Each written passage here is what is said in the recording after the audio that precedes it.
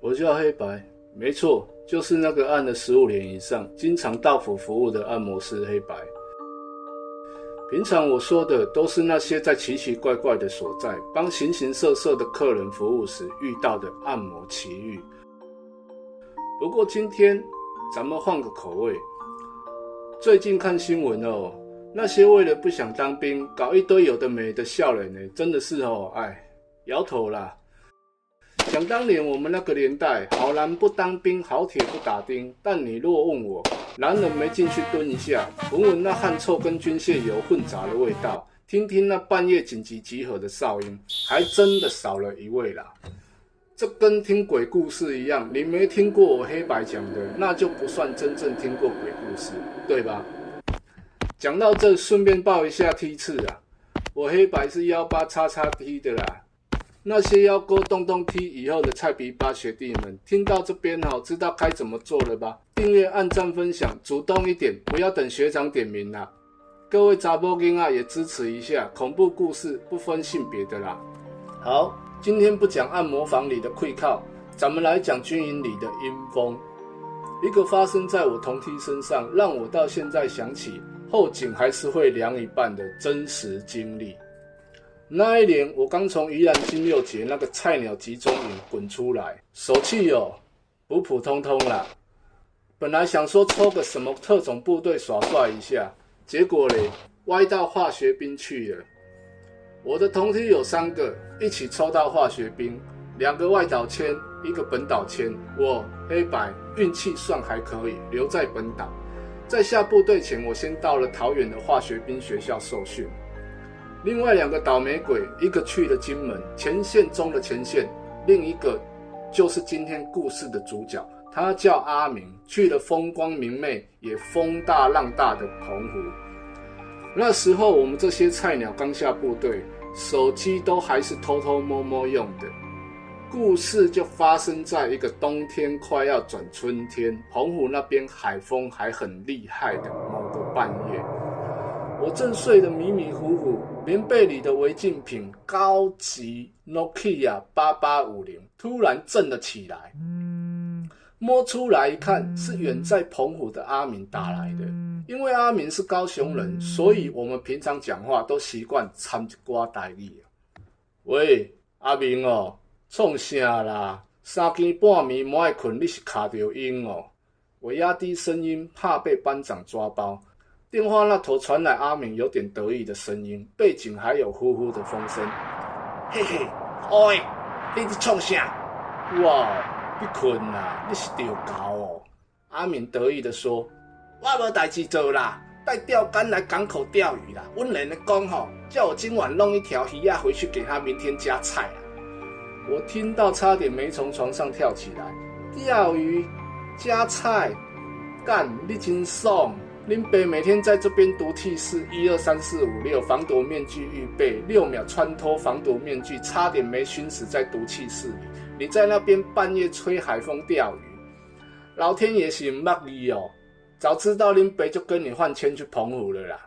阿明在那头哈哈大笑。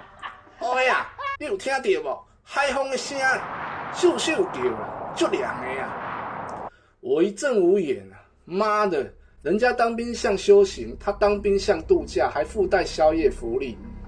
我跟阿明就这样，一个在棉被里偷偷摸摸，一个在海边逍遥自在，东拉西扯，聊了好一阵子。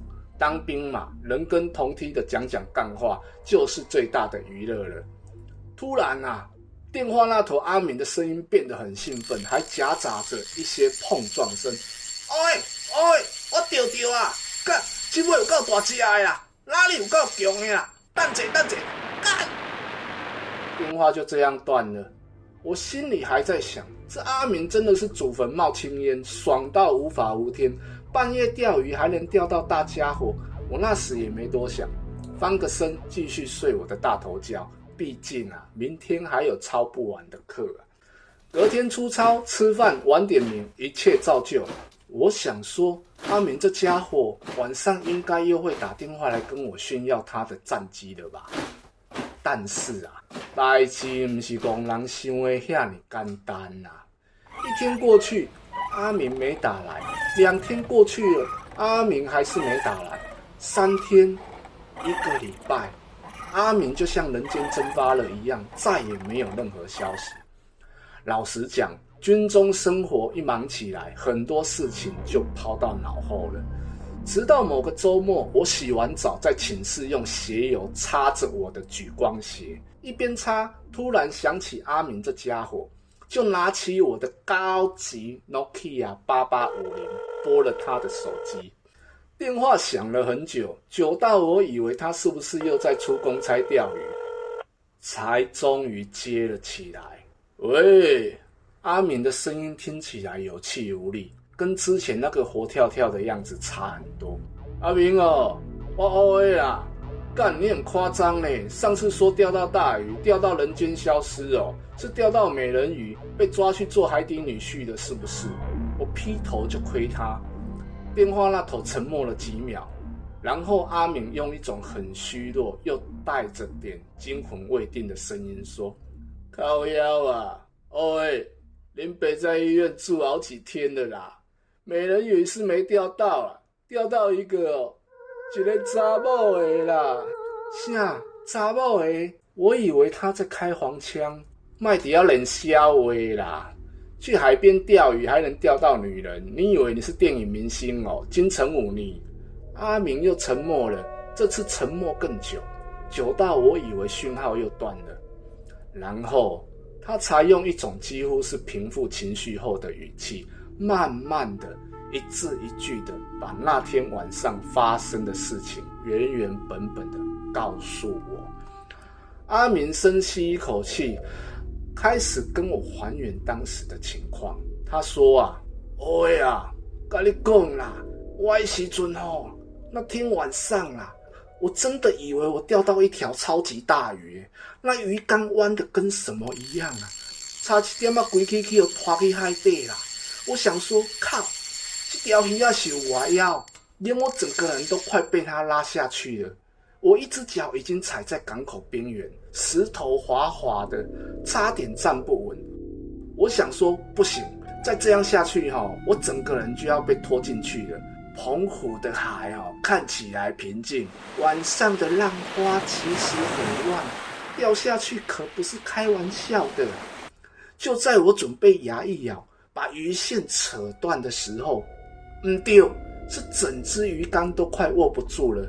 千钧一发，我只好把鱼竿放掉，扑通一声，鱼竿就落回海底啊！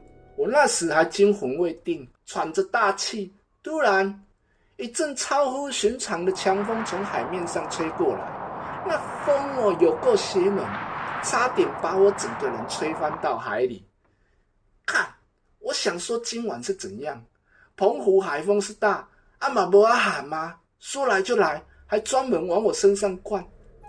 等我回过神，从地上几乎是用爬的爬起来，转头想赶快离开那个鬼地方。就在这个时候啊，我发现我的脚没钉没当啊，干，就像被什么东西钉在原地一样。然后啊，一个声音，一个很轻很慢带着水汽的声音从我身后的海面传来啊！不要走，你要去哪里？留下来陪我。靠北啊！我那时候全身的鸡皮疙瘩瞬间炸开，比被电击棒电到还麻。我想叫，可是喉咙像被掐住一样，一点声音都发不出来。脚又动不了，整个人僵在那边，不知道要怎么。然后我也不知道哪根筋不对，可能是人被吓到极点，反而会做出一些奇怪的举动。我竟然回头看了一眼就那么一眼你娘嘎好嘞！我看到海面上飘着一团乌黑的头发，很长很长的那种。在月光下看起来油油亮亮的，一看就知道是查某人的头毛啦。然后我那只被拖下海的钓竿就静静地浮在那团头发旁边那团头发底下盖住的不知道是脸还是什么，就对着我又轻轻的说了一句：下来！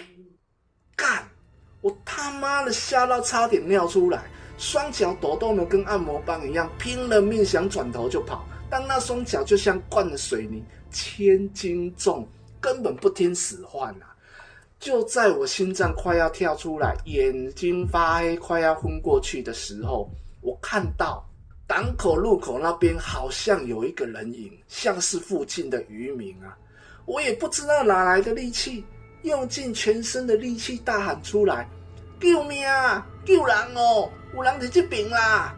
我终于叫了出来。那个渔民大哥听到我的声音，看到我在岸上挥手，马上就冲了过来。他二话不说，抓住我的手，死命的把我往港口上拖。我这才感觉到脚好像能动了，连滚带爬的被他拉离了那个该死的岸边。然后我被救回来，我回到营区后，隔天就开始发高烧，全身无力，躺在床上起不来，然后被班长送到医院，住了好几天。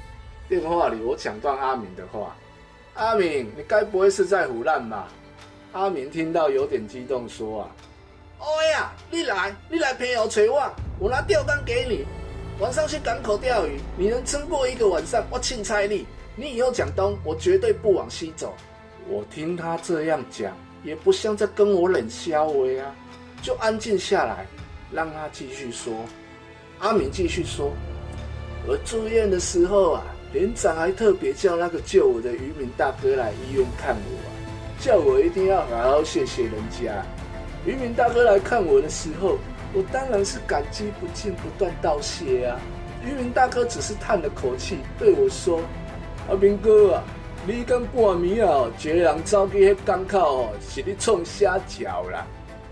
我就去钓鱼啊，结果啊，好像看到阿飘啦，在海里面啦。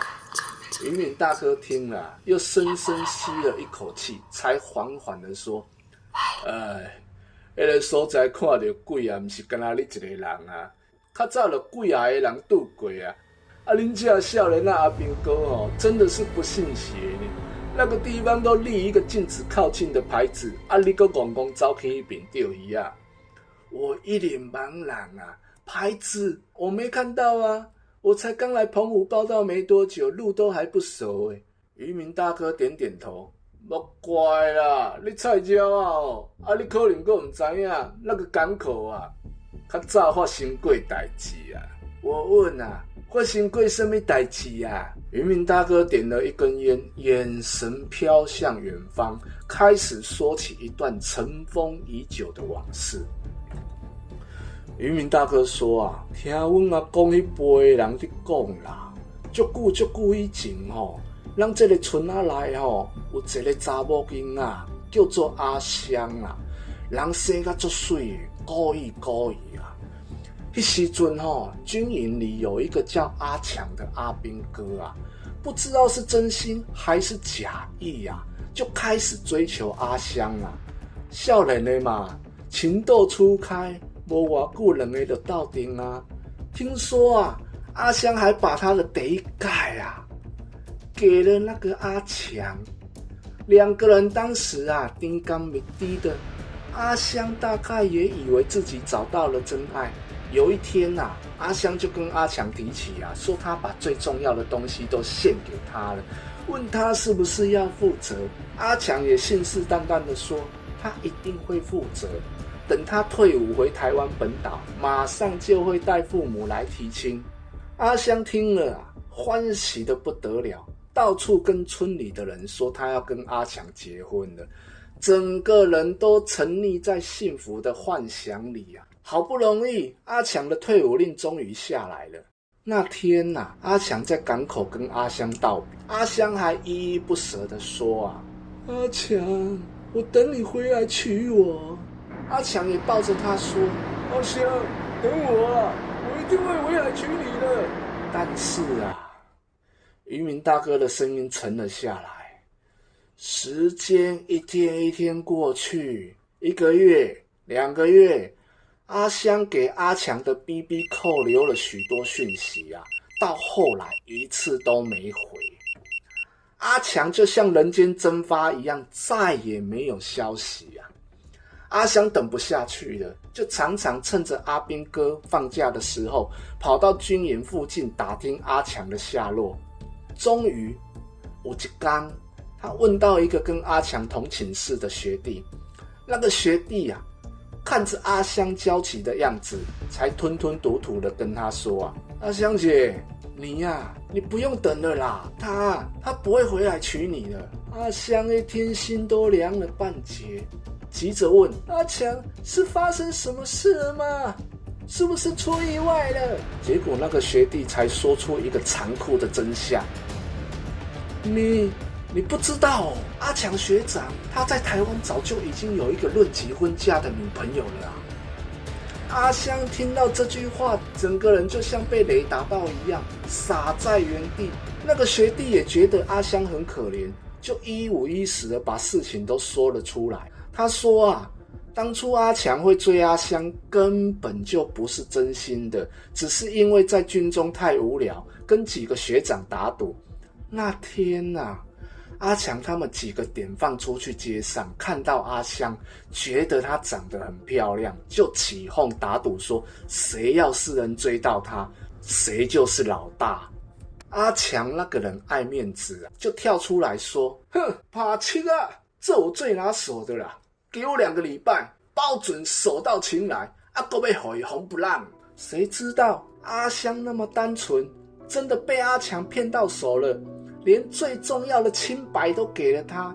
这件事情，他们那些阿兵哥都知道，只有阿香一个人还傻傻的以为自己遇到真命天子。阿香听完啊，整个人像是失了魂一样，一句话都说不出来。脑海里一边是阿强信誓旦旦说要回来娶她的誓言，一边是这些阿兵哥残酷无情的嘲讽。他再也撑不住了，眼泪像断了线的珍珠，哭着跑回家。渔民大哥说，阿香从那天起就像变了个人，以前那个爱笑爱唱歌的查某囡仔不见了，他把自己关在房间里，不吃不喝，整天望着窗外那片海。村里的三姑六婆以前还会夸他乖巧懂事，现在却在他背后指指点点，说他没学好，败坏门风。那些话像一把把无形的刀子，一刀刀割在阿香的心上。听说啊，他曾经偷偷跑到港口，对着台湾方向哭喊阿强的名字，问他为什么要这样对他。但回应他的只有澎湖无情的海风和滔滔的浪声。这件事情过没多久，阿香就不见了。村里的人到处找她，都找不到。有人说，曾经在半夜看到她在那个港口边走来走去，失魂落魄的。也有人说，她想不开，跳海自杀了。但是始终没有人再见过他，也没有找到他的尸体。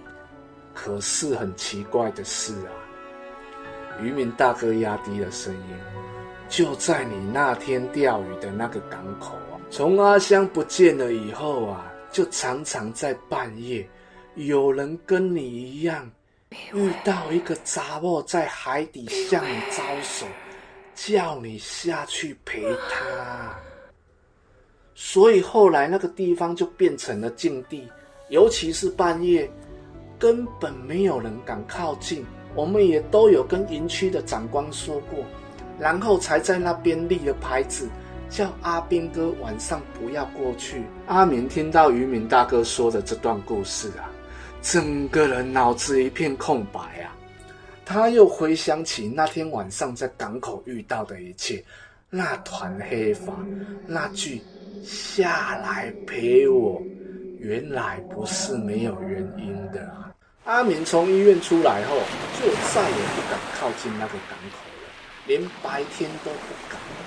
他把这段经历原原本本的告诉我，我听完整个头皮发麻，脊背像结了冰一样。干！我心里只有一个念头啊，好险恁爸当初没有抽到澎湖签啊，不然半夜被叫去钓鱼夹菜的，可能就是我了。有时候啊，我在想，阿香的怨念是不是就这样一直留在了那个港口，留在了那片冰冷的海水里？他等不到那个负心汉，是不是就想找个人替他下去作伴？所以说啊，各位观众，特别是男性的同胞，膝盖会使亏，感情没骗。还有啊，外岛的海风风景虽美，但鱼啊也真的不能乱钓啊。谁知道你下一秒钓起来的究竟是夹菜的海产，还是一段沉在水底等着你去陪他的梦中情人？这就是我同梯阿敏在澎湖军中遇到的真实灵异故事。澎湖夜哨海鬼的呼唤。你曾经在军中或是在哪个特别的地方遇过什么让你头皮发麻的代志吗？欢迎留言跟大家分享。下一集，你们想不想听魂断金六节？那就要看各位的诚意啦。记得订阅、按赞、分享。我是黑白，我们下次见。